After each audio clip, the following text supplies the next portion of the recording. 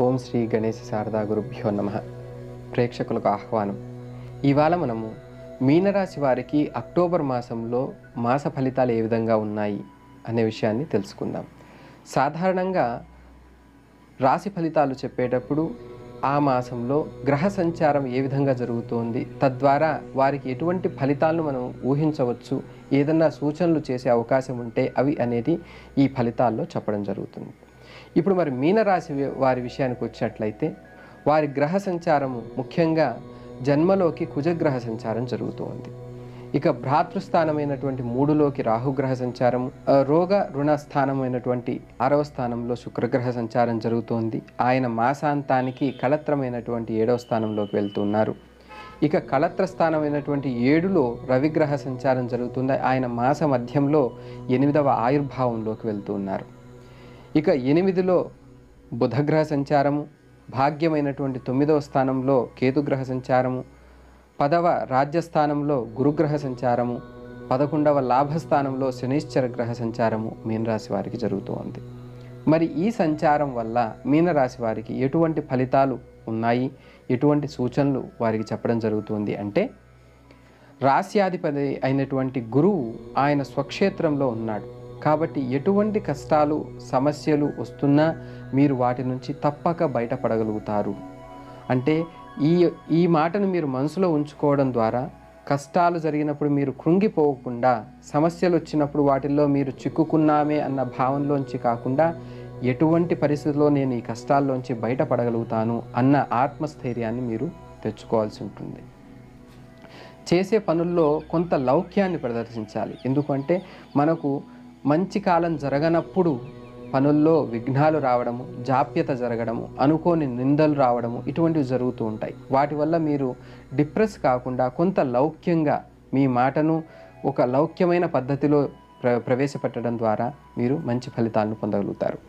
ఇక గ్రహాలు చాలా మటుకు కొంత అనుకూలమైనటువంటి సమయాన్ని మీకు సృష్టించడం లేదు. అంటే అననుకూలత అనేది ఎక్కువగా తెలుస్తోంది. అయితే ముందు చెప్పినట్టు మీ పట్టుదల, కృషి మీరు ఎప్పుడైతే ఒక శ్రద్ధతో, ఒక ఆత్మస్థైర్యంతో ముందుకెళ్తారో, ఎన్ని చికాకులు ఉన్నా, ఎంత ప్రెషర్ ఉన్నా మీరు సక్సెస్ఫుల్గా బయటికి వచ్చేటువంటి అవకాశము ముఖ్యంగా మీనరాశి వారికి చెప్పేటువంటి ఫలితం. ఇక వృత్తి వ్యాపారాలు బాగానే ఉన్నాయి. ఎక్కడ కష్టాలు అనేటువంటివి చిన్న చిన్న సమస్యలు వస్తున్నా కానీ, ఉద్యోగులతో మీ సహోద్యోగులతో చిన్న చిన్న సమస్యలు వస్తున్నా కానీ మీరు చేసేటువంటి పనుల్లో జాప్యత ఉండదు. మీకు మంచి కాలం అని చెప్పాలి. అయితే కొత్త ప్రయాణాలు లేదా కొత్త పెట్టుబడులు లేదా కొత్త విషయాల్లో చేసేటువంటి ఇన్వెస్ట్మెంట్స్ కానివ్వండి, ప్రయత్నాలు కానివ్వండి, ఈ మాసంలో మీరు కొంత వాయిదా వేసుకోవడం మంచిది. ఎందుకంటే కొంత అనుకూలమైన లేనటువంటి కాలం కాబట్టి కొత్త విషయాల్లో మీరు కొంత డిలే చేయడం అనేది మీకు ప్రధానంగా చెప్పదగిన సూచన. ఇక చేసే పనుల్లో జరుగుతున్న జాప్యత వల్ల లేదా అన్ఎక్స్పెక్టెడ్గా జరిగేటువంటి కొన్ని విషయాలు, కొన్ని సమస్యల వల్ల ఇరిటేషన్ అంటే చికాకు, దాదాపు కొంత డిస్టర్బ్డ్గా కనపడేటువంటి అవకాశం ఉంది ఈ రాశివారు. దానికి ఆ ఫ్యామిలీ నుంచి కూడా కొంత సపోర్టు కానీ వచ్చినట్లయితే మీరు సులభంగా కుదుటపడేటువంటి అవకాశం ఉంది. కాబట్టి ఇరిటేషన్ వస్తుంది అంటే దాని కొంత గ్రహాల యొక్క అననుకూలత అని మీరు గమనించండి. అయితే ముందు చెప్పినట్టు తప్పకుండా మీకు కార్యసిద్ధి, విజయము అనేటివి కూడా వస్తాయి. సమస్యలను మాత్రం మీరు అధిగమించాల్సిన అవసరం ఎంతైనా ఉంది. అదేవిధంగా పక్కవారి విషయాలకు మీరు ఎంత దూరంగా ఉంటే అంత మంచిది.